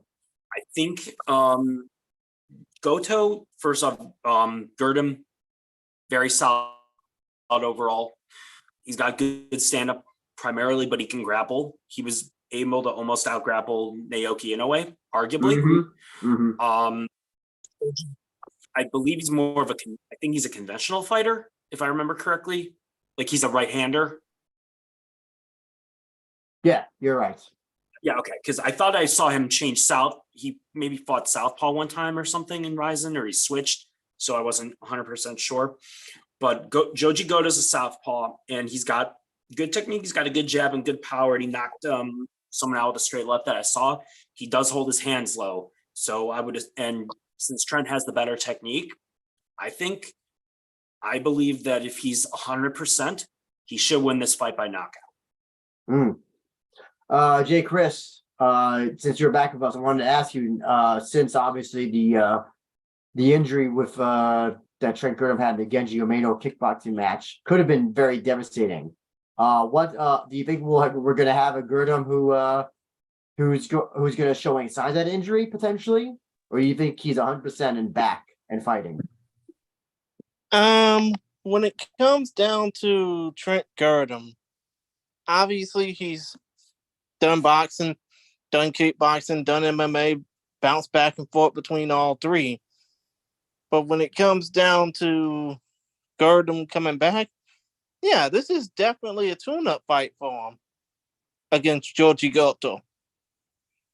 So I don't think that, I think whatever ring rust he left behind in that fight with Mr. Yabaidaro Genji Umeno will definitely be left behind. Do you ever think? Do you hope that they have that fight again, Umeno and Girdham in kickboxing? Well, if not in kickboxing, then definitely in MMA. No, that would not be good for Umeno. That would not be I would assume he would never agree to that. Come on. He's crazy enough to fight in MMA. Well, actually, no. Girdham was crazy enough to fight Umeno in kickboxing, and we saw how that went. Let's see how Umeno does in MMA. I don't think you would agree with that, but who knows? Maybe crazier things in life have happened. Yeah, but other than that, I do think that Girdham's gonna defeat Gojo because this is a tune-up fight for him. Yeah, definitely. I definitely think that this is Girdham's fight to win. I think Girdham is an exceptional fighter. That fight he had against Naoki Inoue was a very tough, close fight, and you can make some arguments that he may have won that fight. He also had a good fight with Victor Henry until obviously he lost in the third round. But yeah, here's the thing. Trent Girdham's always going to bring it. He's always going to bring it. He's always going to make it exciting. And I think for I think Joji Goto is not going to have a good night in my opinion. And last fight we're going to talk about fight I don't really give a shit about. Marina Kumagai, Ao Kuriyama. Mike, what do you think about this fight? Tell me what any baffling thoughts any baffling good thoughts that you have for this fight. I think it'll be fun because it looks like they're both strikers with limited grappling and takedown defense. Kumagai actually, I believe, trains. I think she's the one that trains at the Wirsak Rec gym. So she's got a boxing background, and Aoi Kuriyama trains at the infamous Smoker Gym. So my boy Kyohei Hagiwara. So no wonder her takedown defense is limited. So Marina Kumagai has a good right hand, and it's conventional versus a southpaw. Kuriyama throws wide punches, but she's got good power and she's strong. So it's gonna be a fun fight, I think. I don't think there's gonna be much grappling in this one. Jay, Chris, your thoughts on this? I think will probably be a terrible fight.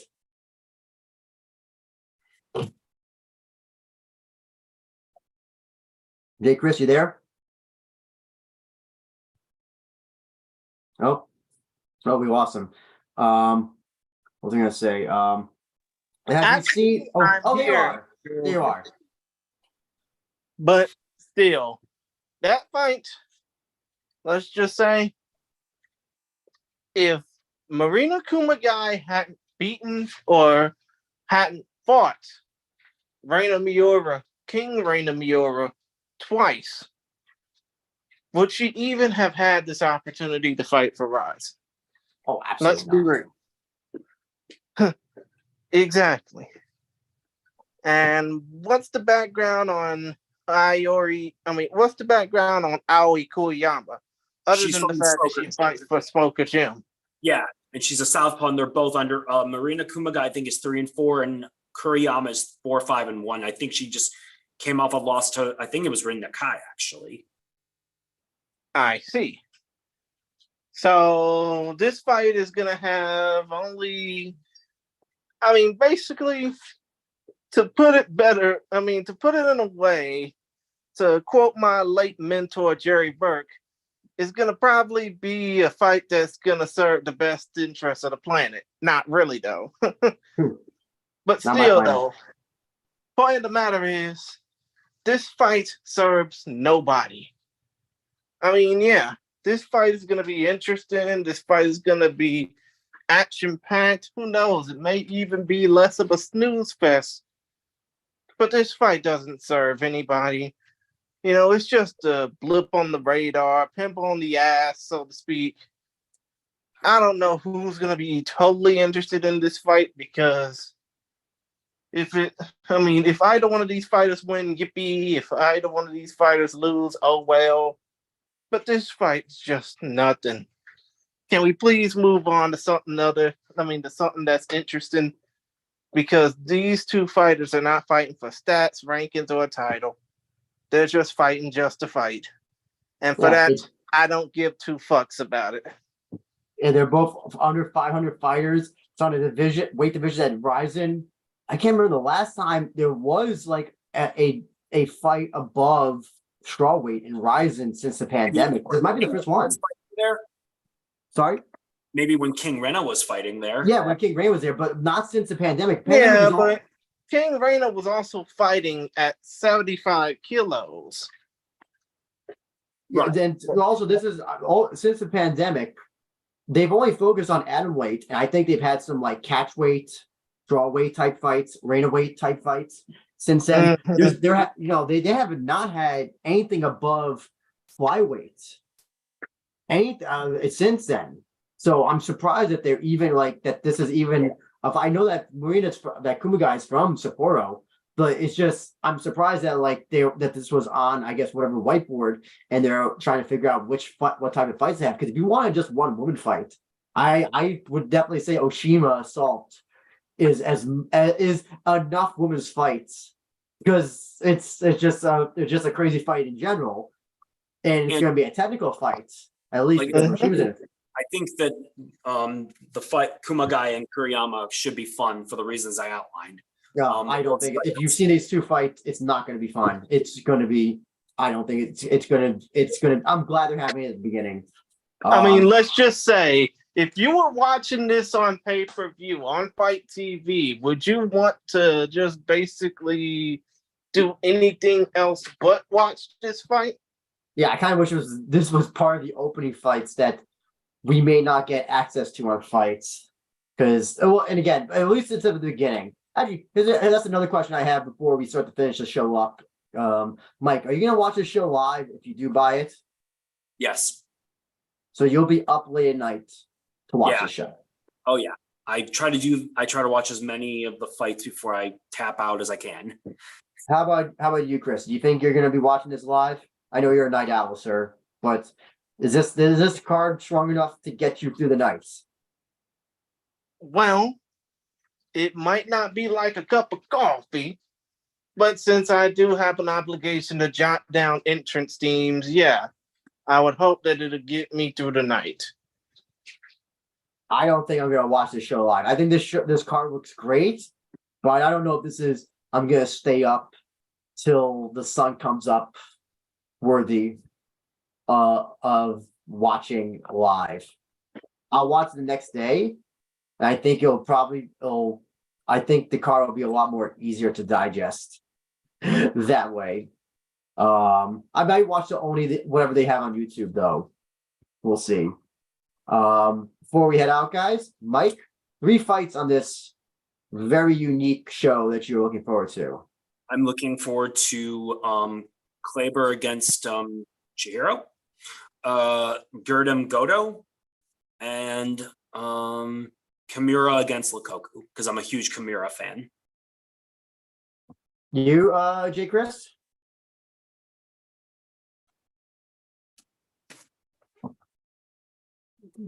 J. Chris, are you there, sir? Okay, while we wait for J. Chris to return, I'm just gonna quickly go over what I think will be 3 fights I'm looking forward to. Sakine Shrek versus Mikiyo Ueda is gonna be hilarious. It's gonna be fun. Salt versus Oshima, because we have a women's freak show fight, and it's going to be also fun and hilarious.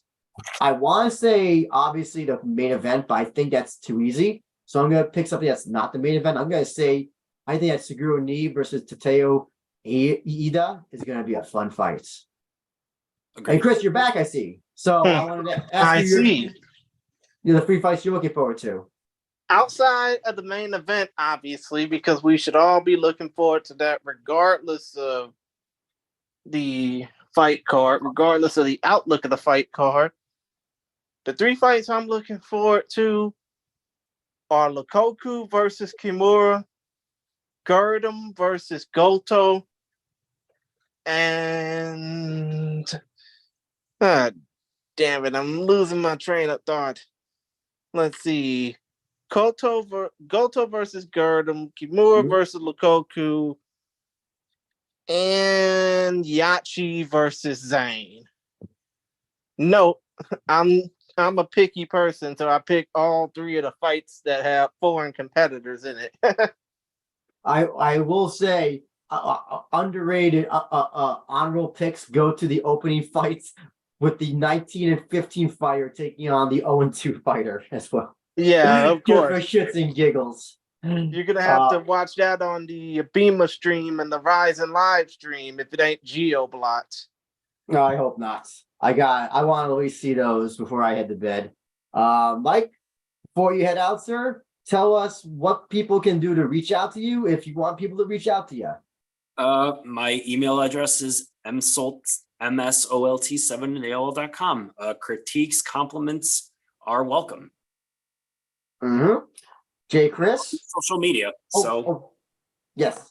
Jay Chris, tell us all you have to offer us.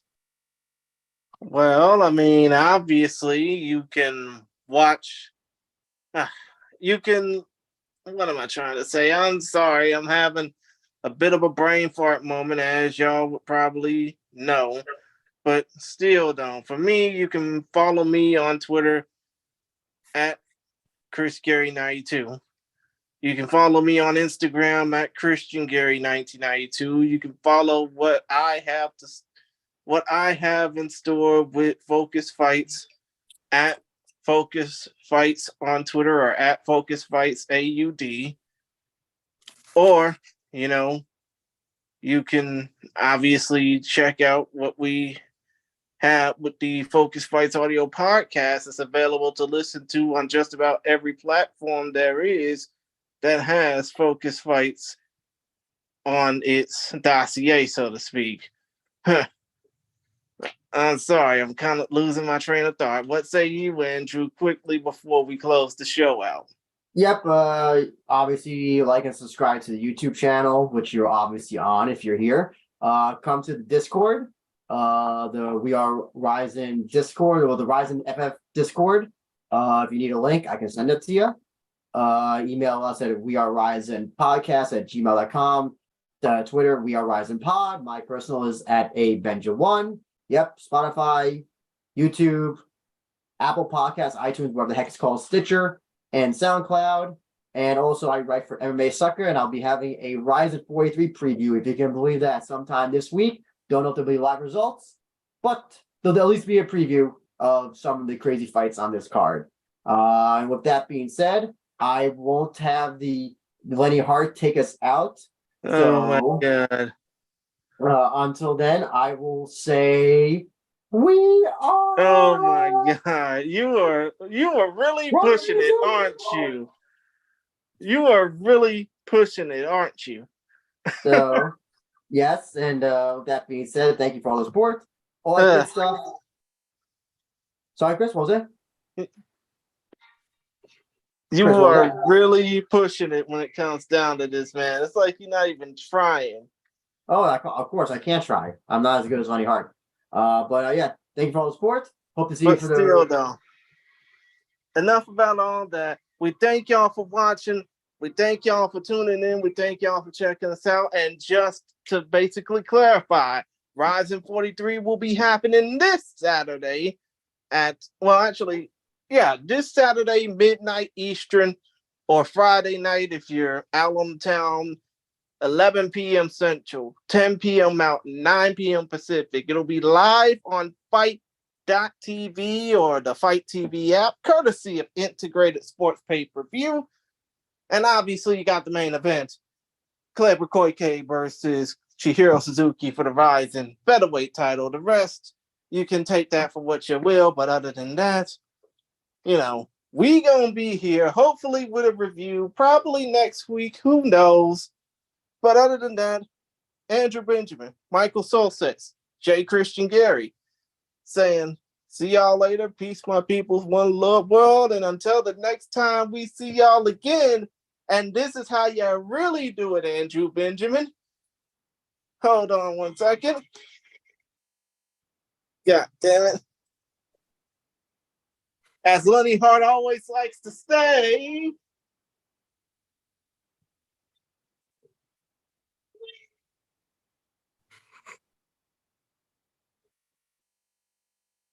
Well, don't hear anything, Chris. Don't hear anything. damn it. Sorry, Anyway, we all know what she says.